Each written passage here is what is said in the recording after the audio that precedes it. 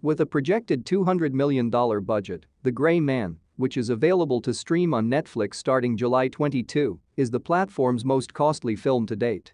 Unfortunately, despite spending all that money, the story is not especially interesting and is actually a bit of a jumble. Good action movies frequently have a simple plot to draw the audience's attention to the action, but this movie becomes tedious because it becomes unnecessarily complicated. It uses a lot of tedious scheming to get us there despite covering numerous continents and locations in fight after fight. When we get there, most of the stress has subsided.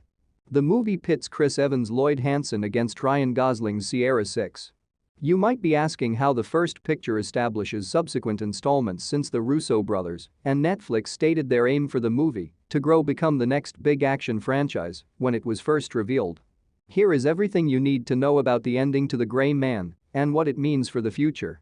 The majority of The Gray Man's running time is basically devoted to setting up an epic confrontation between Sierra 6, Gosling, and his foe, the psychotic Lloyd Hansen, Evans, who has been hired by the CIA to kill him. Toward the end of the movie, a different adversary steals the hard drive Sierra 6 has been guarding, which contains damning information about the CIA's operations.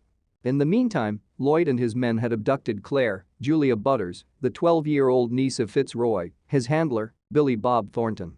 Following a big shootout at a castle, where Six's CIA ally Donnie, Ana de Armas, succeeds in reclaiming the hard drive, Six and Lloyd are ultimately face to face in the midst of the castle's grounds, in a maze.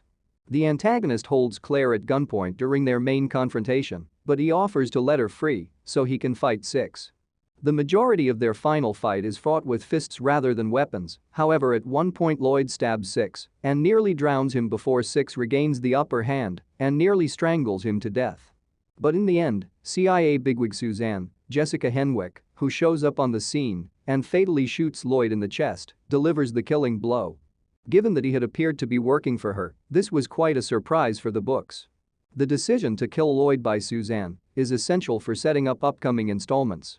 After killing him, she tells Six why she did it. Because of their connection from their time together at Harvard, she was unable to alert her supervisor Carmichael, Regé Page, about the dangers that Lloyd posed.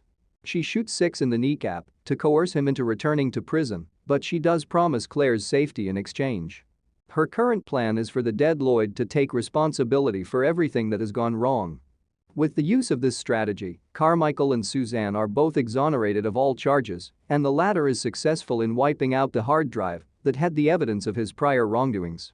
But it's also obvious that Suzanne and her boss are becoming less and less compatible, especially in light of the fact that he has consistently put her down throughout their careers together, dating all the way back to when they were at Harvard. They will surely come up against Six a second time in the events of the next movie, and this dynamic in their relationship appears certain to play a further role. That's because, in the very last seconds of the movie, we find out that Six is once again on the run after breaking out of jail, reconciling with Claire, and fleeing away in a black truck. We'll have to wait for the sequel to learn where they went exactly.